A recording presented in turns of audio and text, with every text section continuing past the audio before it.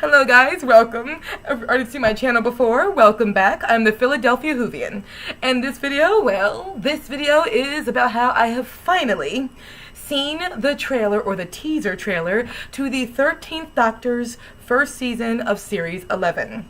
And it was a nice short, trailer, so when it comes to it, what were my overall thoughts about it? Oh, if you have not already seen the trailer, you might want to stop this video, see it, and then come back, but I highly doubt you haven't seen it yet, if you're opening this.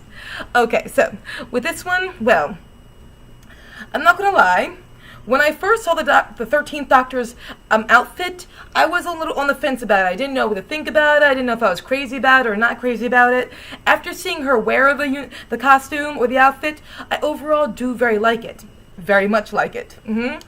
But when it comes to the trailer, now I know some people say, okay, it's too short, you need more. I think for the time being, this is all we, the audience, need. All we really need. We should not be given too much more, not only for spoilers in any way, shape, or form, but also sometimes trailers come out and they show too much, or they come out without actually knowing full fact if certain scenes are going to be there and not be there. I think this was actually good length to get you pumped up for maybe another trailer that might come out, or pumped up for the season in general. I'm happy that wasn't too much was being given. That's good, I think.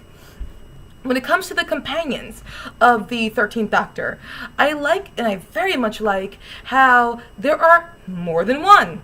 I like that a lot. I said it before, I'll say it again. I like when there are sometimes more than one companion to a particular Doctor, especially when the Doctor sets out, and that's the first time that Doctor has appeared.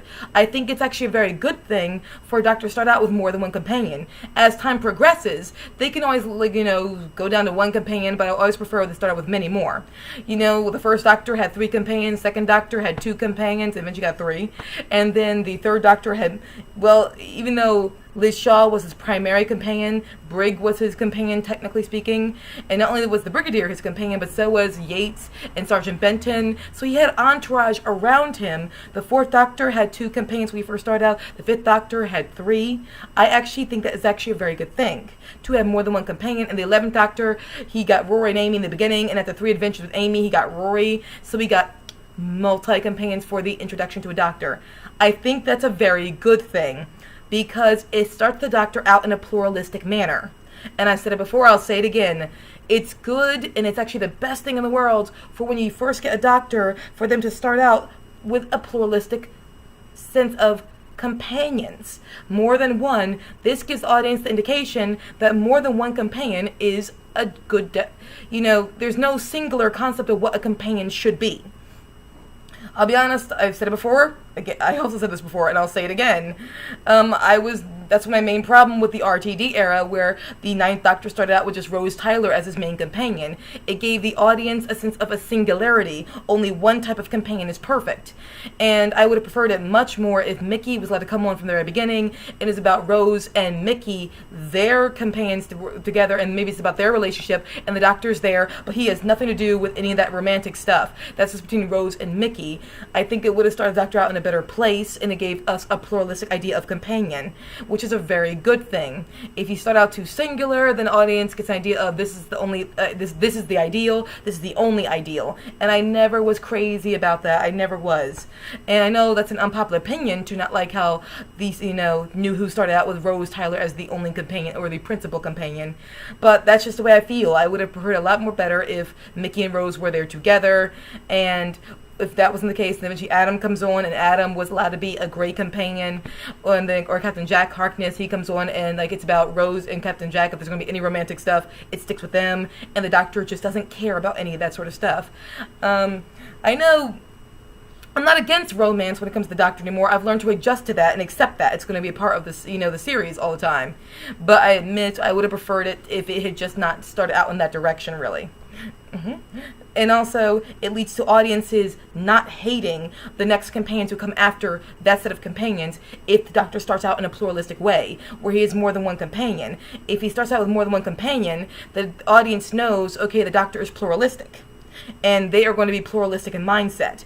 With the Doctor starting out very singular and just Rose Tyler in series 1, again it gave us a singular mindset of what perfection was, and maybe a lot less people would have hated Martha if the Doctor just had been pluralistic before he even met Martha and didn't make her feel insufficient for not being Rose. That's just a theory of mine. That's just a theory. My one downside, though, is when it comes to the companions, I'm worried they're all going to be companions from our modern times and not any variety. I don't know much more. I haven't looked up or researched much about it, but if they're all companions that come from our time period, it's going to be like, really? I mean, come on. You have 2 or 3 people there. Couldn't one of them be from a different planet? Something. Just give us some variety. Let's have a companion from the past in that situation. Come on. Why? Please, don't be all just modern companions. I hope not. And if it is, well, I guess I'll just have to live with it. Okay, so now on to my official thoughts about the 13th Doctor, played by Jodie Whittaker. I admit I've been putting off doing this for a super long time, and for a good reason. It's a controversial issue. I blatantly admit, when Jodie Whittaker was first announced as being the Doctor, I was a little skeptical because and people think, oh yeah, you're a girl, so you should naturally be excited that, you have a female Doctor. But here's the problem with that. It's like any other situation where you have a character who's played by one gender for so long. That's what you see them as. For me, it's like the equivalent of Hermione Granger from Harry Potter suddenly getting a sex change and being Harold. It just would feel awkward from the very beginning. Be like, whoa, what? Whoa, what? Whoa, what? It just doesn't feel, it would feel weird. It has nothing to do with gender in that regard. So people who are like, oh yeah, you're not being supportive of the cause, it's like, no, it's simply that I'm used to seeing this character played by a male for how many years? So naturally, I'm going to be looking at him as such. And also, and I was talking to a man about this who was happy that Jodie Whittaker got cast, but his mindset, and this is why I was really hesitant. This is the main reason. His mindset was they were not being progressive for having done it before. They didn't really, I know that Moffat did that one episode one long time ago where the Doctor had a sex change. It was a woman, long time ago. But he means in general, he's like, oh yes, it just absolutely makes no sense. It's like all this time, the Doctor could have been a female at some point. Talk about not being progressive. You know what? It wasn't about that. It wasn't. Okay? I'm sometimes a person who puts political issues in there, but only in response to other political issues. Like when you make something PC or politically correct, I have to respond. But that's not what it was about. It wasn't about gender, and it wasn't like they were not being progressive for all these years for not having a female Doctor. It just simply was the Doctor was a male, and they never entertained the idea for the longest time that Time Lords could probably change sex or gender. That's probably what it was.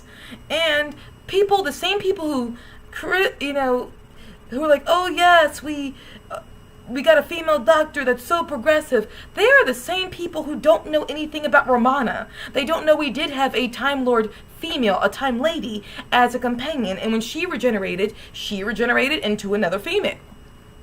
She did. Literally, the guy I was talking to was like, oh, Doctor Who was so, sexist for not doing this before. I said, they weren't sexist. It's just something they never thought could probably be done not because they're sexist. It's just they never developed the idea of the mythos, where maybe a Time Lord or Time Lady could change gender. And I said, for example, in Classic Who, we have the character or the companion Romana 1 and 2. She was a companion to the Doctor, and she was a Time Lady. She regenerated into a female. That's it. He said, oh, I never watched any of Classic Who. He was twice my age, guys. He was twice my age. Yeah. He was around probably when they're around time maybe the 2nd or 3rd Doctor